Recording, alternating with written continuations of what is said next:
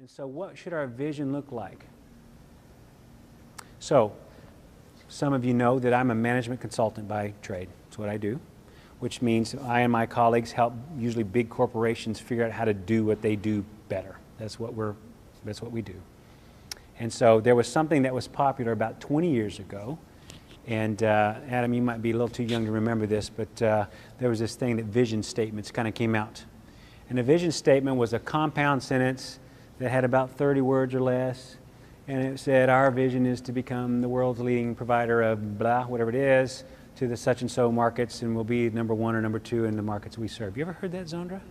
All right. And then you could take that vision statement and you could take it right across the street to your competitor and take your name out and stick their name in, and voila, you have a vision statement for that company too. All right, as you can tell, I'm making fun of that because often that really wasn't very useful. Doesn't help you. Now, there were some companies that could come up with one statement that actually was a drastic departure from where they were, and it was useful because it gave them a different compass. It gave them a different direction to go after.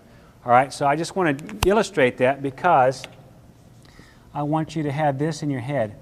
Many would say, you know, if the elders are talking about a vision, then that means they're going to come out with a vision statement, a one-sentence, 30-word compound sentence thing, and I'm just saying, no. That's not what we're talking about here. We do not want to come up in 4 or 5 months with a vision statement that's one 30-word compound sentence. Instead, what we want to do is write a short story. A short story that describes where we think we're going in 10 years and paints a vision. And it answers questions like this. We go forward 10 years, and you come to church at West Houston. You drive up to this campus. What do you see? Do you see these very buildings that you see right today? Do you see another building? A bigger building? Do you see 8,000 people coming to church here? Or do you see 1,000 people coming to church here? Do you actually, on church 10 years from now, do you actually don't drive to this campus? You drive to another location that we might call a satellite that actually has the sermon beamed through technology from this building to there. That's where the sermon comes from. And the rest of the worship happens locally in a satellite location. Might be in a church building or a strip mall or something else like that. Is that what happens in 10 years? Or do you drive to church at someone's house? You're part of the West Houston Church of Christ that meets at Evelyn's house. And you've got 40 people that meet there on a Sunday morning and they take communion together and they do whatever it is they do there. That could be a vision for West Houston. How do you engage the community? Do you see them on Sunday morning, Sunday night, Wednesday night? Or do you see them on Monday night and Tuesday night and Thursday night because you've got addiction recovery? Maybe you have a home for unwed mothers.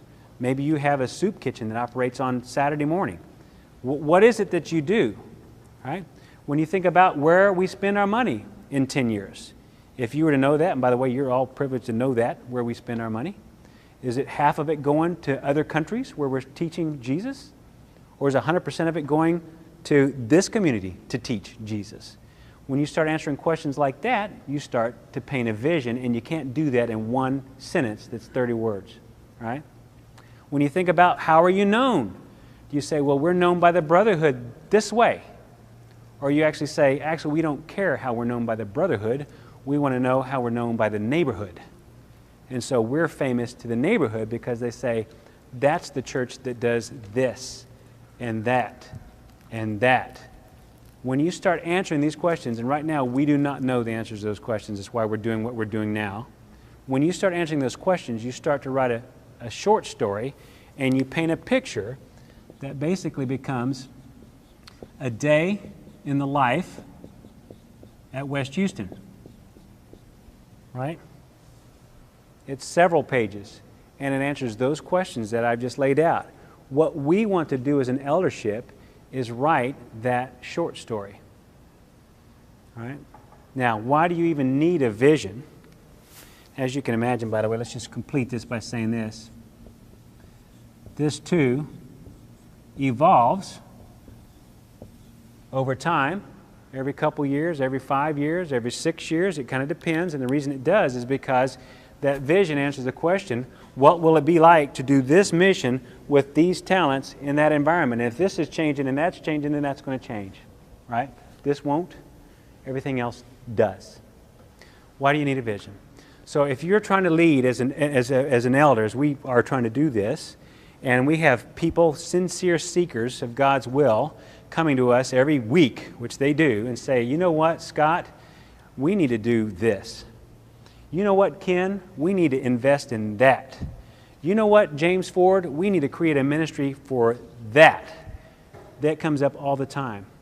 If we have no idea where we're going, we're likely to say, sounds good, or actually, first come, first serve. Whatever comes up and we've got room for, we take, and once we run out, you're just out. That's one way to do it. You know, there's a scripture in the Bible, in Proverbs, that says, where there's no vision, the people perish. It's my favorite translation. There's other translations of that. And I believe that. I believe that with individuals and organizations. If you don't have a clear picture in your head where you're going as an organization, you're going to end up somewhere, and it won't be where you planned when you start, and probably will be less than you wish it was. And when it comes to church leadership, if you don't feel like you've heard God's calling and you don't have that vision built in the Holy Spirit, you're going to end up in some place that has less impact for the kingdom than it should. And so when you think of yourself as a 5-talent steward, you're going to be returning back 2 or 3. We don't want to be in that business. We're not the smartest Bible scholars in the world, but we know one thing: getting handed 5 talents and returning 2 was not good. Right? Getting handed 1 and returning 1 was terrible. We learned in that particular parable. And so we don't want to do that. Being handed 5 and returning 5 more, that's what we want to do, and that's what we think we're called to do. So when you have a vision in your mind, then you start saying, okay, we've got a new ministry idea, and we say, you know what, God is calling us. We spend a lot of time listening to Him. God's calling us to this, and that doesn't fit with what we're doing. And so part of the things that you ask your leaders to do at eldership is to make hard choices around things, and we want to be able to do that. To do that, we need to know where we're going. The second thing is, how do you know what vision you have? And this is the last bit that I want to talk about before turning back over to Ken. How do you know what vision you have? Well, we think God will reveal this to us. We spend a lot of time praying about this, talking about this. We're listening for the Spirit to speak to us in ways that He will do. We've reflected, we've discussed it, and I can tell you a couple things. We feel confident He's going to share with us what it is, one. Secondly, today we do not know what it is. We do not have an agenda. We don't have something we're wanting to do that, you know, we just need to kind of get everybody on board so we can go do it. Trust me, you should be at the last, you said 28 elders meetings. You should be at the last several. We are not clear on where we're going. We say that. That's not a confession. That's not a wrong thing. That's just where we are. And we want to get to a place that we know where that is. So how do you do that? How does God speak to you anyway? Well, in Exodus, He spoke to Moses from a burning bush. In Numbers 22, He spoke to Balaam through the mouth of a donkey. And so we know there's a lot of ways that God can speak to us today, but one of His favorite ways in the Bible was speaking to His people through other people. And so not just prophets, by the way, many others. And so one of the things that we said what we need to do is listen to our brothers and sisters talk to us. And that's going to help us, and we're going to listen to God by listening to them. And so that leads us all to where we are today, which is we intend to write this short story that starts to paint a picture of what God is calling us to be. And we're going to do that by listening to what He tells us.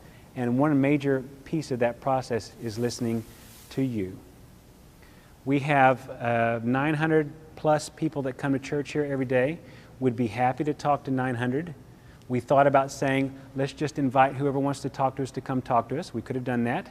If we'd done that, we probably would have gotten about 20 or 30 conversations, which would have been useful. But what might be better, we thought, was let's push it and let's try to talk to 150 people. Now, for sake of speed, we didn't decide we were going to just talk to all 900 till we got through. But we said, if you look at our whole body, and let's just look at picking kind of representative sample folks. I'd like to tell you you're special, but actually you're not much special than anybody else. You just look like, in total, like the rest of the congregation. And so we wanted to talk to a broad array of folks, young, old, new, been here forever. We're talking to people who've left, by the way. You should know that. We're talking to a lot of folks because we want to listen to what God has to tell us about what we should become. And so that's the reason for bringing you here today.